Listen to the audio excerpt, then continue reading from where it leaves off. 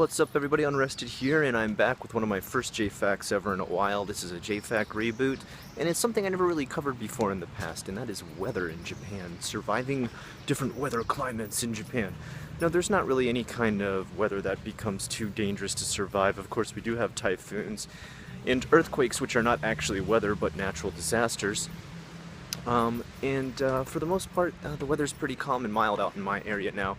Of course, my report is only going to be from here in Osaka, which is pretty much central Japan, if you will. It pretty much covers the middle part of Japan, and those for living in places like Kyushu, Okinawa, or Hokkaido, the very far north or the very far south, will obviously have different JFAQs if they make one about their areas. So please realize when you're hearing this, it is central to my location.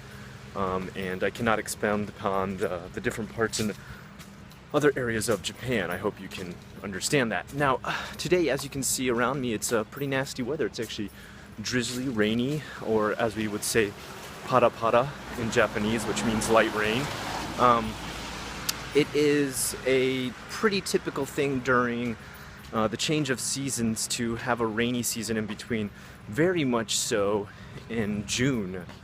That is the main rainy season in Japan. You can expect to be carrying an umbrella almost every day of June. And as it changes into the deepest parts of summer and gets really hot, you deal with insanely humid weather. Now, you can wear a raincoat if you want, but prepare to sweat your butt off. Due to the fact that the humidity will be held in by the texture of the raincoat, and the weather itself isn't going to be too cool. I personally take the notion of just walking without a raincoat on and without an umbrella most times. I am from Florida, as you may know. I was born in Pennsylvania, but the last place I lived was Florida.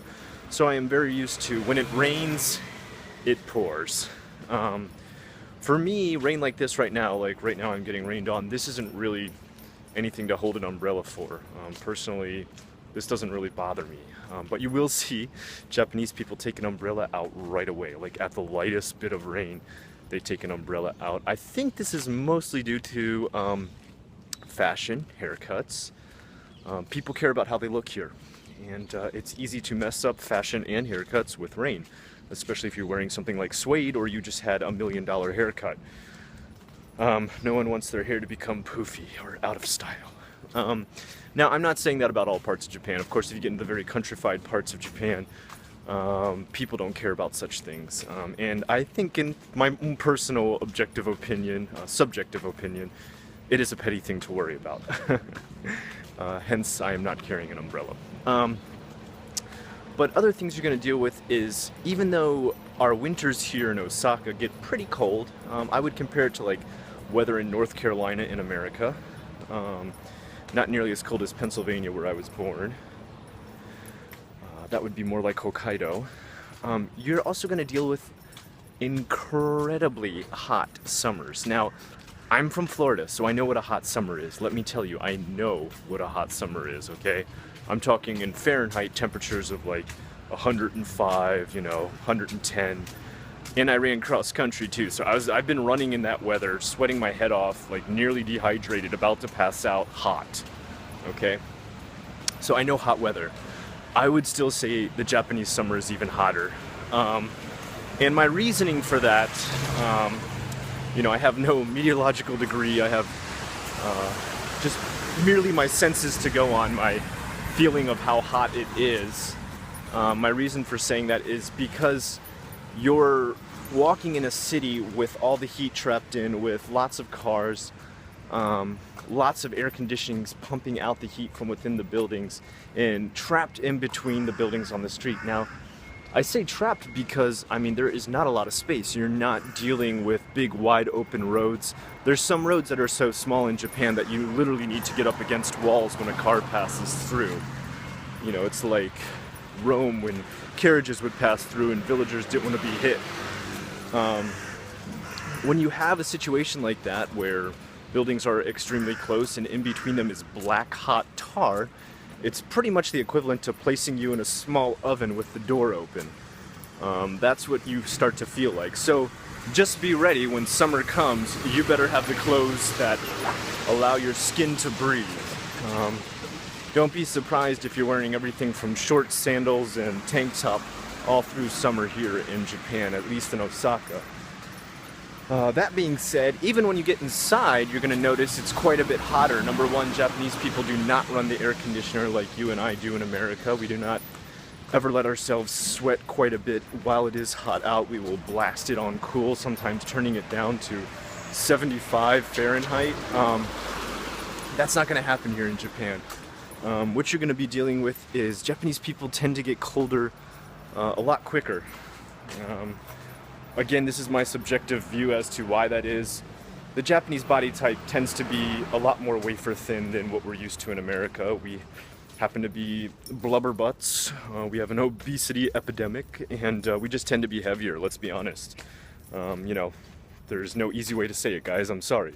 We're a fat nation. And that means we tend to make things colder because we tend to hold heat in quite a bit more. Sorry, blubber does that. That's why polar bears and other animals out in the Arctic have blubber. So Japan doesn't tend to have a lot of body fat going on.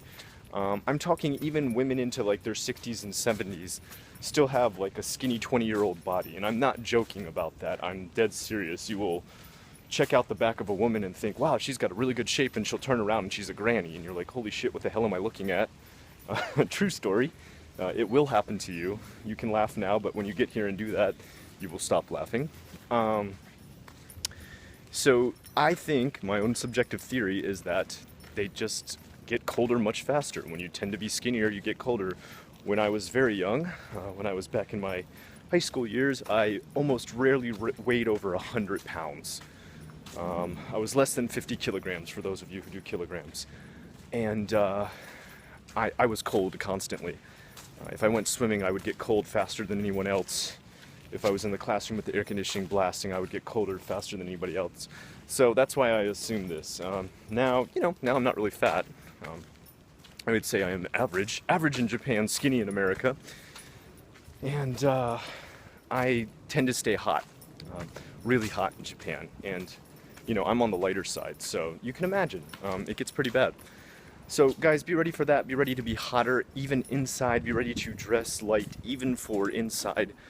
Don't think that you're going to have to come into an air-conditioned place and put on a light sweater or a jacket. No, you're probably going to stay with your tank top and shorts.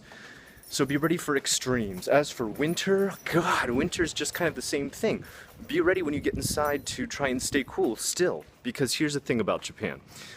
It gets cold. It gets cold in Osaka. There's some days that are brutally cold where your hands are going to hurt, your face is going to hurt, your nose is going to burn. And then you'll get inside and they'll have the heat on. And they'll have it on great. Like, they'll have it on really strong. Like, they'll have it on and not compensate for body heat. So you'll go to the mall's packed, because a lot of places in Japan packed. We're a very filled up nation with very little space that we actually live in, so places are always packed. And they won't compensate for body heat. So people's body heat is heating up the place as they fill into this place, but they don't turn down the heat. They'll leave it super high. Trains will have just humidity up against every window, like you could write your name on it with no problem. Malls will just be packed to the gills and you'll be sweating your head off. If you're gonna come in with a winter coat, make sure it's a winter coat you can take off and be very cooled down when you take it off. I personally sometimes even wear a tank top underneath a winter coat so that when I enter a building during the winter time, I don't continue to sweat non-stop. I know that sounds crazy, but it's true. I see Japanese people continue to wear their jackets inside.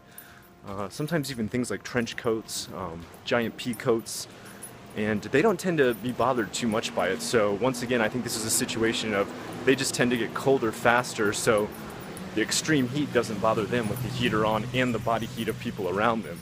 For me, it bothers me. I start to feel like sweat, you know, pouring down my back, my face, my brow, my neck. So I try to dress really light underneath my jacket. I know everyone tells you dress in layers to stay warm. That's a great idea if you can take all the layers off, but if you can't, you're screwed. You're gonna sweat your ass off. So guys, that's a little bit on weather in Japan, a survival guide to being in and outside when weather gets either harshly hot or brutally cold. I hope you enjoyed everything you saw here today. If you have any more questions, please post them below in the comments. I am Unrested. This was JFAQ.